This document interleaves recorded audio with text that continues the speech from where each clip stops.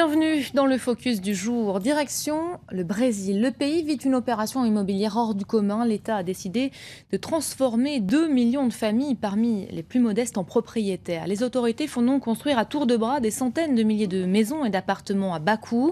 Depuis 2009, plus d'1 million de ménages modestes ont donc pu réaliser ce rêve, posséder leur propre maison. Ce programme, qui visait avant tout à stimuler l'activité du secteur du bâtiment, change du coup radicalement la vie de ces nouveaux propriétaires et le visage des grandes villes. Voyez tout de suite ce reportage à Rio d'Hélène Ségier et Aurélien Barraud. Impossible de s'arrêter longtemps dans cette banlieue de Rio de Janeiro. La zone est dangereuse. Pendant plus de 20 ans, Valéria da Silva a vécu ici, dans un logement de fortune. Vous voyez ces cocotiers là-bas? Ma maison était dans cette rue. Ça fait peu de temps que c'est goudronné ici et depuis que c'est goudronné, il y a souvent des inondations. En décembre, Valéria a emménagé dans cette résidence. Avec le programme Ma Maison, Ma Vie lancé par Lula en 2009, elle a réalisé son rêve, devenir propriétaire. Avec son mari handicapé, ils ont pour la première fois un espace à eux.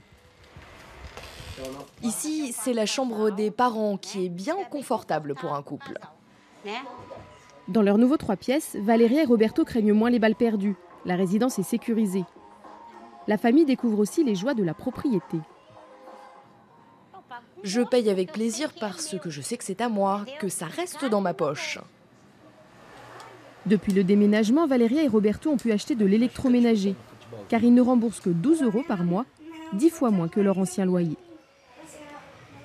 Avec Ma Maison, Ma Vie, 1 million de familles modestes sont devenues propriétaires en 4 ans.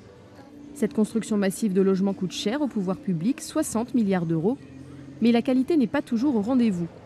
Comme ici à Triagem, dans le nord de Rio. José Rocha représente les habitants. Il était là lors de la dernière inondation. Vous voyez là la marque de l'eau jusqu'à la fenêtre. Ils ont mal prévu les choses. S'il y avait eu un drainage correct pour que l'eau s'échappe, il n'y aurait pas eu de problème. Face à ces incidents, les autorités mettent en avant les autres avantages du programme, comme l'emploi. À la tête de ce chantier de 1000 logements, l'architecte Gustavo Souto a embauché 150 ouvriers. Tout ça, ça crée des emplois dans la construction, mais aussi ici, dans le quartier. 1000 familles vont vivre ici. C'est tout le secteur qui va prendre de la valeur, ça va dynamiser les commerces. Et puis à mesure qu'on achète des matériaux, on crée des emplois, on soutient l'économie ailleurs au Brésil.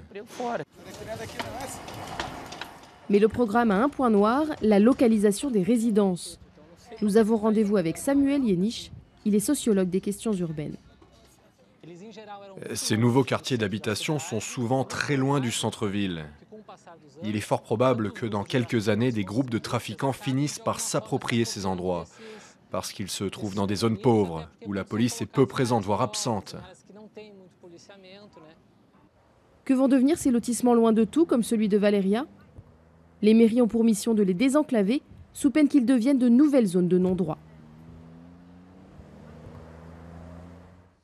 Et nous retrouvons pour en parler notre correspondant à Rio, Nicolas Rançon. Bonjour Nicolas. Le Brésil est un géant urbain. 84% des Brésiliens vivent dans les villes et notamment dans les grandes agglomérations comme Sao Paulo, Rio de Janeiro. Ces mégapoles continuent leur croissance effrénée sans qu'il n'y ait eu de réelle politique urbaine pour accompagner cet essor. Et pour autant, aujourd'hui, 25 millions de personnes n'ont pas de quoi vivre dignement, de quoi habiter dignement.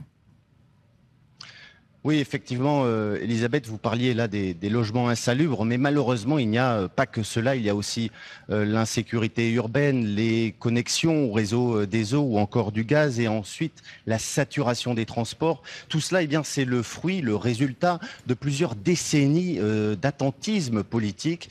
Il faut savoir que durant des années, il n'y a pas eu de réelle politique du logement social. Le Brésil était pourtant, lui, lancé dans ce grand projet processus industriel et tout cela, eh bien, cela a été mis de côté. Alors aujourd'hui, quelle est la situation? Il y a un manque de 6 millions de logements ici au Brésil et à Rio de Janeiro, ici ou encore à Sao Paulo, eh bien, près de 50% de la population qui habite ces grandes villes habite dans des favelas. C'est dire que la situation est particulièrement difficile et le gouvernement de Lula qui était rentré au pouvoir il y a quelque temps de cela avait dû obligatoirement s'atteler à ce grand défi d'essayer de faire en sorte d'aider ces nouvelles classes sociales. Alors justement, les autorités brésiliennes, on l'a vu sous le président Lula, également aujourd'hui sous Dilma Rousseff, ils ont montré tous deux leur volonté à étendre l'accès à la propriété. Où en est aujourd'hui le programme Minha Casa Minha Vida ? Eh bien, effectivement, ce programme Minha Casa Minha Vida, c'est d'une certaine façon la grande fierté de ce gouvernement parce qu'il appartient à un ensemble de programmes sociaux, c'est le cas aussi de Bolsa Familia, qui vise à aider cette nouvelle classe sociale brésilienne qui a émergé et qui était indispensable ici à l'économie du pays. Il faut savoir que l'économie du pays, du Brésil, elle repose essentiellement sur la consommation et que ce nouveau volant de consommateurs, 80 millions de nouveaux consommateurs, eh bien, cela booste, cela stimule l'économie du pays. C'est donc pour l'instant une réussite. Le programme Minha Casa Minha Vida, où est-ce qu'il en est?